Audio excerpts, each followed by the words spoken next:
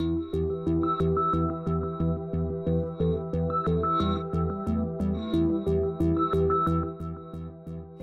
have gone through looking at 10 different scholars, and your book's been described as an introductory field guide to contemporary non-market socialism. How, looking at all these scholars, it's a fantastic book because it does go right back looking to the very first people that discuss some of these ideas, and I love all your boxes. There are these great boxes throughout the book where you can get like a really great little summary of great thinkers throughout history. It's a very, very good way of reading it because you read the chapters, which are quite academic in many instances, but then you have these boxes that give you this amazing overview of thinking as well that's quite sort of like very digestible bites that you can read. Non-market socialism is market-free, money-free, class-free, state-free, and want-free society. And I think that the only thing that stops us is our confidence, creativity, and will and preparedness to actually challenge the system that we live within and say, okay, you know, we've been brought up that we live in a free world. And if that's the case, then if we analyse a situation in a particular kind of way, then I think that we have the right and the responsibility to start acting. If you want to read a good book that describes non-market socialism, is read Thomas More's Utopia. That was the first really holistic exposition of what non-market socialism is. This book moves through from that point to Marx, who described it as well, but his description of capitalism was extremely abstract and very high level, but the categories that he describes are still used by economists today. Then it goes through to Che Guevara, in the Russian Revolution, where they had huge debates about the abolition of money. In fact, many people just thought it would disappear off its own accord because, you know, under socialism you don't need money. But I mean, they were living in a society, in a capitalist world, and at one stage they had to actually decide whether they were going to abolish money or not, and they decided they wouldn't for a while, because I think one of the reasons was that they were looking at getting foreign investment, but they decided not to for a while, and in the end they never abolished money, so effectively they never abolished capitalism in the Soviet Union. Then we look at Che Guevara, who raised the issue again at the Cuban Revolution. He said, look, we've got to abolish money or we'll never have socialism. He lost that argument and left. And then there are, the people represented in this book are modern proponents of the... Did you do Pol Pot? Of the... No, he wasn't into that. We don't advocate state planning or state socialism, dictatorships of any of those descriptions. They don't work. They're not good for anybody. We want people to be able to have more decision making over their own lives. One of the big themes throughout the book is that we're saying, well, planned socialism or communism had a lot of the same problems as the capitalist system has. In other words, there were party cadre and bureaucrats who were making decisions about what was produced, and they used a market system to aid in terms of distribution. But there are a lot of big environmental problems, and so that actually kind of all of the contributors have got kind of different critiques of that. The big payoff in a system where money is the driving force of the free market system, where money is the driving force, the payoff, of course, is, yes, I want a better standard of living as a payoff for all this drudgery and misery of working for the boss and not working for myself. I have to go to work 9 to 5, or some people do less, some people do more. But the ultimate payoff has to be an increasing standard of living under this system. Otherwise, nobody will bother working. And in fact, some people are not interested in the payoff, so they stop working. Anitra, you started out in the 90s living in some intentional community, Common Ground in Victoria, and then in the Round the Bend Conservation Cooperative in Christmas Hills in Victoria. And a lot of the book talks about change from the grassroots up.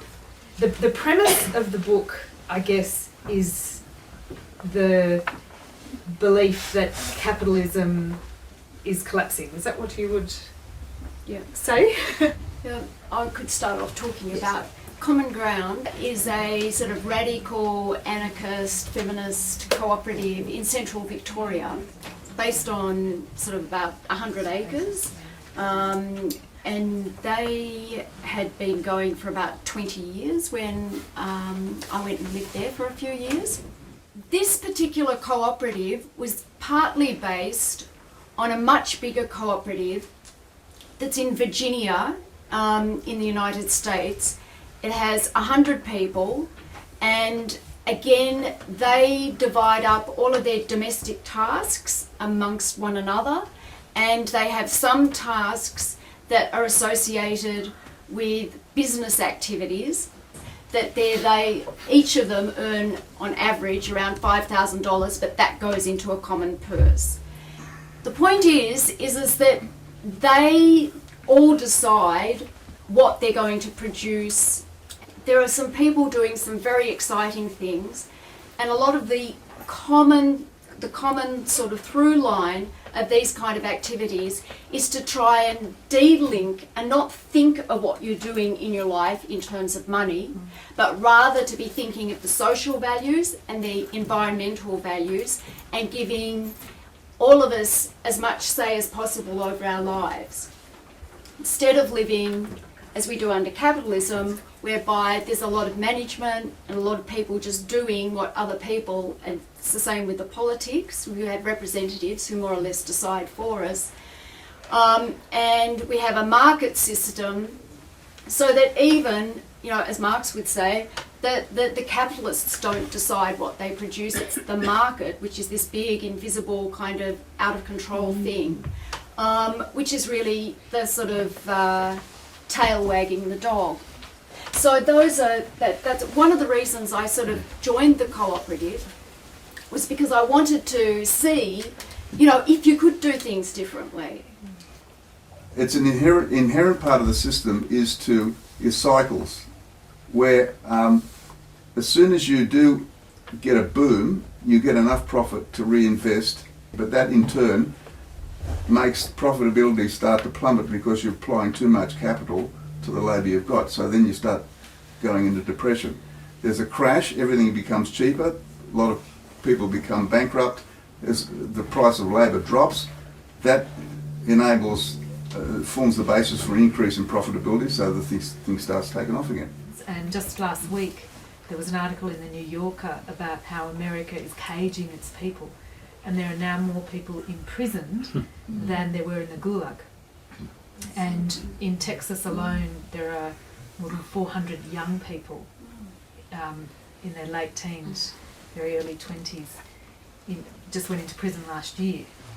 So the notion of people outside the system in so many ways, the unemployed, the caged people, whatever.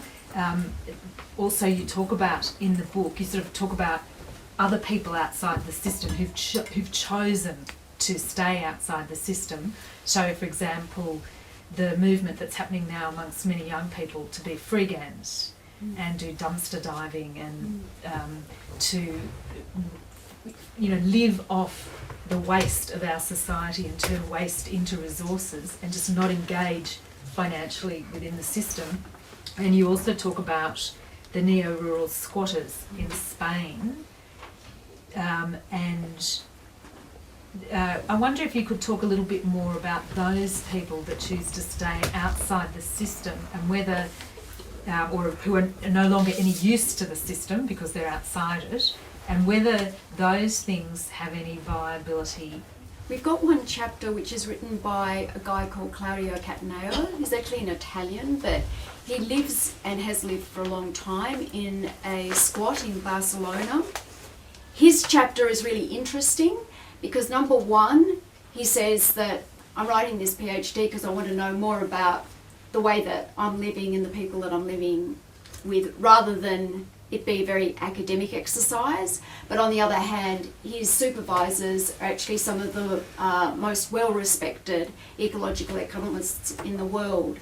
And so there's a kind of rigour to what he does, as well as a lovely kind of wild spirit about all of the ways that he describes how squatters live.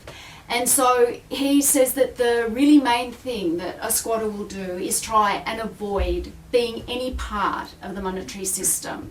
I suppose what I've found by seeing the way that people live, you know, whether they're living in community or they're living precariously, that people can live and they can make decisions between one another and they can use the land in much better ways. And so it seems to me that the monetary system is redundant and that it's actually stopping us actually using technologies which are going to be useful for overcoming global warming and reducing emissions. And you know, one of the big things, one of the really big blockers is that we have a whole industrial capitalist system, and none of these things make sense in the way that that works. Rather than looking at all being self-sufficient, which is kind of a little bit of a reflection of sort of like an individualistic sort of capitalist kind of world, is that if we're working a lot more in collective sufficiency, looking out, you know, in larger numbers and neighbourhoods, that it would be feasible for us to actually make things work a lot easier and a lot better. And permaculture has so much to offer in that way. Slow food movement has got a whole lot of values. There are a lot of different movements now, and interestingly, they are all moving in this direction. And the kind of values that they have, you know, are basically, although there are tensions in this group, in these groups, because there are people who feel that you could have a capitalist system and these values at the same time. Our argument is that you sort of usually end up with one value. Monetary values bring things back to one kind of like universal standard. It's a highly abstract thing. So it seems to me that capitalism's fighting back ideologically. It's telling us every day we can't afford to do anything about the environment. We can't afford to do anything about our carbon footprint because, gee, we're all going to go broke and starve, and we're all insecure on a daily have to basis. sell our yachts. Yeah, and we're actually redefining it ourselves in the media and in our discourse, it seems. It's all very negative. So is there anything in the book that addresses that ideological onslaught that's going on with monetarism? I guess is my question. I think Harry Clevo, who's written the third chapter, Harry wrote a book called Reading Capital Politically, which is sort of like actually reading the first couple of chapters of Karl Marx's Capital, but actually bringing it right up to current day. He's a Texan, what's called autonomous Marxist, and he advocates work refusal. And he's particularly lucid about talking about how the language of capital, the language of economists, sort of twists everything that we're doing, and that once you adopt that kind of language, it's really difficult for you to make the logic, or to get yourself out of the logic, because it structures everything that way. And I think this is actually really important, because how can we actually intellectually, how can we logically sort of discuss other options if we're being tied up in all of those kinds of structures? And accepting the definitions that are fed to us by those in power. But I particularly wanted to ask Frans about that connection between economic collapse, collapse of capitalism, and collapse of democracy. And I think part of the fear of collapse of the capitalist system is not so much that we might have to do with less, but that somehow the democratic political system that we are so wedded to and seem to have see no alternative to might also collapse. And so what replaces that? So I'm interested to hear your thoughts. Oh yeah, look, what we're proposing is quite clearly democratic decision making at a local level. See, the thing about the free enterprise system is that a very small number of people actually make the decisions that actually control the way the society goes.